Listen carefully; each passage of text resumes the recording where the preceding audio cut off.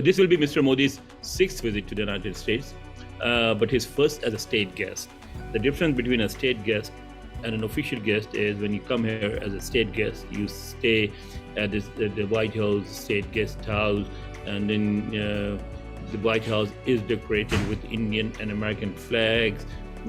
Plus, you get a state dinner, and he will also be addressing a joint session of the U.S. Congress. But more important than that is that both sides are actually hoping to sign some major deals. The Americans have almost finalized talks for $3 billion deals to buy drones and some other defense equipment from the United States. They're also looking at buying other weapons besides the drones. And the Indians want technology transfer. So basically what they're wanting, and they probably will get, is that the drones that they're buying now will ultimately be made in India. Like they were once trying to get a similar arrangement for the F-16s. So I think the Indian and American relationship has reached a stage where both sides can look for substantial achievements. There is win-win for both. What the Americans hope is to make India a strong economy and also a strong military power in that region to counter China's influence. This is not about Pakistan, this is about China. The Americans, and as you know, have already declared China their enemy number one, and they think the only country that can counter China's growing influence in that region is India, and that's what this visit is all about. For Pakistan, there's one significant thing that is that human rights groups are actually not happy with the way the Biden administration is welcoming Mr. Modi with the red carpet and all. So Amnesty International and Human Rights Watch, two very big human rights groups, advocacy groups. Both are international, although one of them, HRW, is based in the United States, but both are international rights groups. And they today screened a BBC documentary about Mr. Modi's human rights records, particularly when he was the Chief Minister of Gujarat, and the way almost 2,000 Muslims were killed under his command. They are also on June 22nd, when Mr. Modi will be addressing the joint session.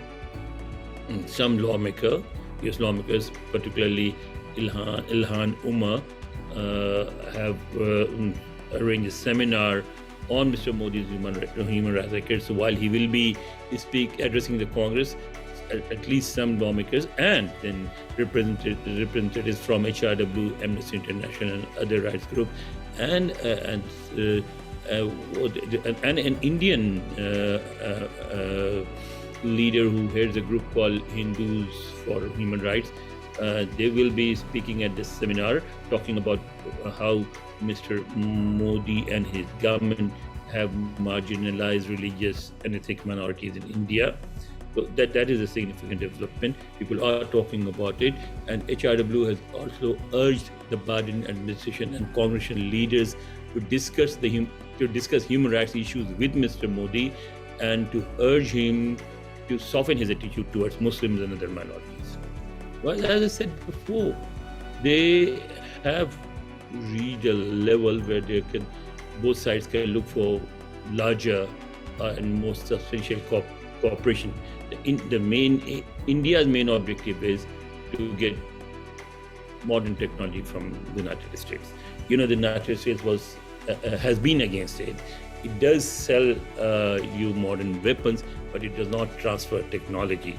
But Mr. Modi and other Indian leaders have been trying for this for quite some time, and I think they're very close to success. I think they will get what they want. They will be able to make some arrangement with the Americans for transfer of technology, and it will be a major breakthrough. China is getting recognized as a major world power. It played an important role in bringing Saudi Arabia and Iran together. It has started throwing around its weight. It has engaged other countries as well. It's sort of trying to help resolve other issues also. But China is still far from reaching the stage where it could actually be a serious threat to the United States or to its influence in the world.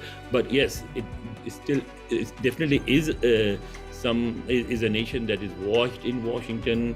It is a nation that people talk about in Washington, and people in Washington do say that in near future, China can counter U.S. influence around the globe. But this visit can also be useful for Mr. Modi, who will soon be going for yet another election, which he is likely to win, and with deals with the United States, particularly defense deals, he will be able to present himself as a leader, as a successful leader who has boosted India's image around, and he can win over Indian voters. And I think he probably is likely to win the next election as well.